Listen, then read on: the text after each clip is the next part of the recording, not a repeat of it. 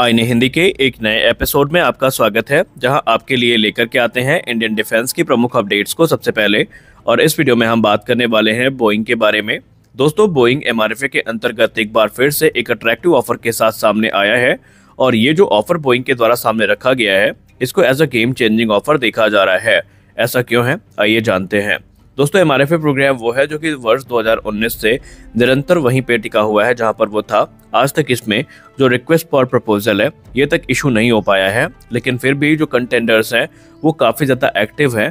पहले आपको याद होगा, अभी कुछ दिन पहले साब की बात करें, जो कि स्वीडिश एयर स्पेस जायंट है, तो साब के द्वारा ये कहा गया था कि वो भारत में ग्रिपेन ई की लोकल मैन्युफैक्चरिंग के लिए तैयार है। और अगर ये टेंडर उनको मिलता है तो ना सिर्फ वो भारत में जो लोकल कंपनियां हैं उनके साथ कोलैबोरेट करेंगे, बल्कि ग्रिपेन के लिए जो पूरा का पूरा प्रोडक्शन इकोसिस्टम है ये भारत में ही तैयार करेंगे। और वो भारत के लिए मॉडिफिकेशन करने के लिए विशेष जो है ग्रिपेन में वो तैयार भी थे। उनका ये कहना है कि ग्रिपेन इस कंपटीशन में सबसे सस्ता पड़ने वाला है और भारत के लिए सबसे ज़्यादा कॉस्ट इफेक्टिव ऑप्शन के तौर पर भी रहेगा। और वो इसके लोकल प्रोडक्शन और इसकी जो पूरी सप्लाई चेन है ये भारत से ही सोर्स करने के लिए तैयार हैं। लेकिन इसी बीच अब बोइंग की तरफ से भी एक नया प्रस्ताव सामने रखा गया है। बोइंग के टॉप ऑफिशियल्स ने ये कहा है कि भारतीय वायुसेना की बढ़ती रिक्वायरमेंट को देखते हुए बोइंग ने एक नया रास्ता इख्तियार किया है, जहां पर बोइंग अपने F-15EX ईगल 2 को भारत के सामने रखेगा। और ये नॉर्मल F-15 नहीं होंगे, बल्कि ये इंडिया स्पेसिफिक इन्हेंसमेंट्स के साथ होंगे। यानी जिस प्रकार के इन्हेंसमेंट भारत ने डसॉल्ट राफेल अपने F-3R स्टैंडर्ड के साथ करवाया है, सेम जो मॉडिफिकेशंस है वो रास्ता भारत के लिए भी खुला हुआ है। यानी भारत चाहे तो अपने ज़रूरत के हिसाब से इसमें परिवर्तन कर सकता है। अब अगर हम बोइंग के एडिशनल जो इन्फॉर्मेशन बोइंग की तरफ सामने रखी है उसकी बात करें, तो बोइंग का ये कहना है कि इसकी जो ऑपरेशनल कॉस्ट है ये भी भारत के लिए काफ़ी ज़्यादा इंटरेस्टिंग होने वाली है, क्योंकि बोइंग का ये मानना है कि F-15EX की जो फ्लाईवे कॉस्ट होगी ये तकरीबन $90 मिलियन पर यूनिट की होने वाली है, जो कि क्रमशः डसॉल्ट राफेल और यूरोफाइटर की तुलना में काफ़ी सस्ती है। वहीं उन्होंने ये भी कहा है कि इसकी जो पर आवर ऑपरेशनल कॉस्ट होने वाली है ये तकरीबन $29,000 पर आवर की होने वाली है, जो कि काफ़ी कॉस्ट इफेक्टिव मानी जाती है। इसके अलावा ये 20,000 आवर का जो लाइफ स्पैन है उसके साथ में आएगा। एक चीज़ जो आज तक हम लोग डिस्कस करते आए हैं वो ये है कि अमेरिका आमतौर पर किसी विदेशी देश को अपने जो वेपन सिस्टम है वो इजीली इंटीग्रेट करने नहीं देता अपने प्लेटफॉर्म पर। लेकिन यहाँ पर बोइंग ने एक चौंकाने वाला बयान दिया है। बोइंग के अधिकारियों ने ये कहा है कि F-15EX को हम भारत के लिए मॉडिफाई कर रहे हैं और हमें जो इंडियन मेड वेपन सिस्टम है इसको अपने प्लेटफॉर्म में इंटीग्रेट करने में कोई भी समस्या नहीं है। और इसीलिए एक्सपर्ट्स मानते हैं कि बोइंग का यह एक ऐसा स्टेप है जो गेम चेंजिंग उनके लिए साबित हो सकता है, क्योंकि ये एक मेजर सेलिंग पॉइंट साबित हो सकता है बोइंग के लिए। गौर करने वाली बात एक ये है कि अभी भी ये असमंजस्य की स्थिति है कि भारत इस समय जो ब्रह्मोस एरोस्पेस की ब्रह्मोस क्रूज मिसाइल है इसको ऑपरेट करता है, तो क्या बोइंग इसके लिए अलाउ करेगा, ये एक समस्या है।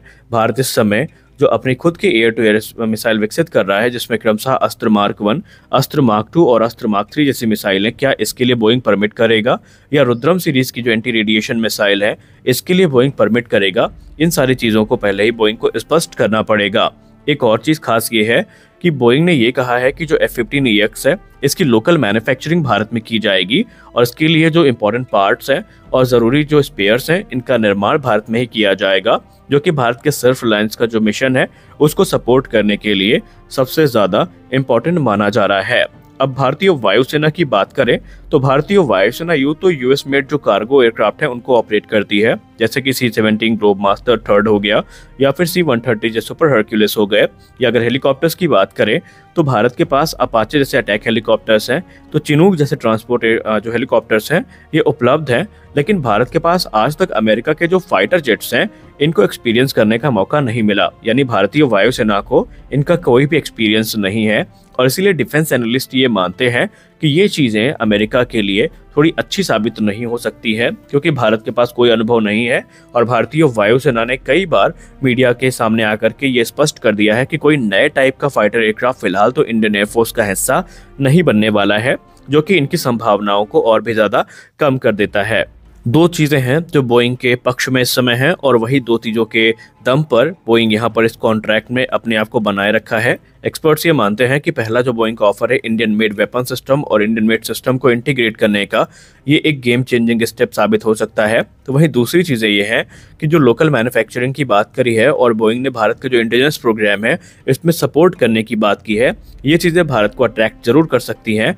लेकिन फिर भी बोइंग का कंपटीशन इतना हल्का नहीं है, क्योंकि बोइंग के सामने यूरोफाइटर टाइफून और डसॉल्ट राफेल की चुनौतियां पहले से हैं। यूरोफाइटर कंसोर्टियम की बात करें तो उन्होंने ऑलरेडी टाइफून को लेकर के ये कहा है कि ये इस कंपटीशन में सबसे ज़्यादा पावरफुल एयरक्राफ्ट हो सकता है, और उन्होंने ये भी कहा है कि इंडियन मेड जो स्पेसिफिकेशंस हैं उसको वो ऑलरेडी स्टडी कर चुके हैं, और जो टाइफून है ये इंडियन मेड वेपन सिस्टम के लिए पूरी तरीके से कंपैटिबल है और भारत को इसके लिए ज़्यादा पैसे खर्च करने की ज़रूरत नहीं पड़ेगी। वो ऑलरेडी ये कह चुके हैं कि टाइफून जो है वो इस कंपटीशन में सबसे सस्ता होने वाला है। हालांकि उन्होंने प्राइस को लेकर के कुछ भी नहीं कहा, लेकिन उन्होंने ये कहा कि इसकी लोकल मैन्युफैक्चरिंग हम भारत में करेंगे और एक पूरी की पूरी जो प्रोडक्शन लाइन है टाइफून की, ये भारत में स्टैब्लिश की जाएगी। और इन सब में जो सबसे पावरफुल कंपटीशन में इस समय है वो है डसॉल्ट एविएशन का राफेल फाइटर।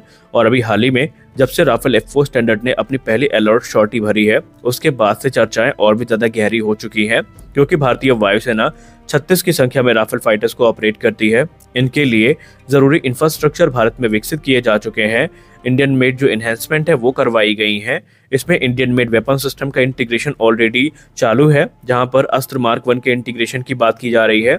इसके बाद स्मार्ट एंटी एयरफील्ड वेपन इसमें इंटीग्रेट किया जाएगा। फिर अस्त्र मार्क 2 की भी संभावनाएं प्रबल है। तो ऐसे में एनालिस्ट ये मानते हैं कि भारतीय वायुसेना के पास कोई भी ऐसा कारण नहीं है जिसके चलते वो एक नए टाइप के फाइटर एयरक्राफ्ट की तरफ जाए। और ये चीज़ हम नहीं बोल रहे, ये चीज़ भारत के जो पूर्व में हमारे चीफ ऑफ डिफेंस स्टाफ थे, जहां पर जनरल बिपिन रावत सर ने ये कहा था कि एडिशनल राफेल ही भारतीय वायुसेना के लिए एक सेंसिबल डिसीजन हो सकते हैं, बनिस्बत इस पे कि भारतीय वायुसेना हर कंपटीशन में एक नए टाइप के फाइटर एयरक्राफ्ट को चुने। क्योंकि एक नए टाइप के फाइटर एयरक्राफ्ट को चुनने का मतलब ये है कि आपके सामने जो उनको मेंटेन करने की समस्या है ये हमेशा बनी रहेगी। आपको अलग अलग जो पार्ट्स का प्रोडक्शन है वो करना पड़ेगा। लेकिन अगर आप एक ही टाइप के फाइटर एयरक्राफ्ट को ऑपरेट करते हैं तो आपके लिए ये चीज़ें ना सिर्फ काफ़ी सस्ती पड़ेंगी, बल्कि ये चीज़ें आपके लिए काफ़ी कॉस्ट इफेक्टिव भी होने वाली है। और इसीलिए ये माना जा रहा है कि कोई चमत्कार हो जाए तभी नहीं कह सकते, वरना भारतीय वायुसेना का जो रुझान है ये पूरी तरीके से राफेल फाइटर्स की तरफ है। और संभावित है कि आने वाले भविष्य में अगर MRFA प्रोग्राम अपने अंतिम चरण पर पहुंचा तो यहाँ पर राफेल ही वो एयरक्राफ्ट होंगे जो कि भारतीय वायुसेना को ज्वाइन करेंगे, वो भी बड़ी संख्या में।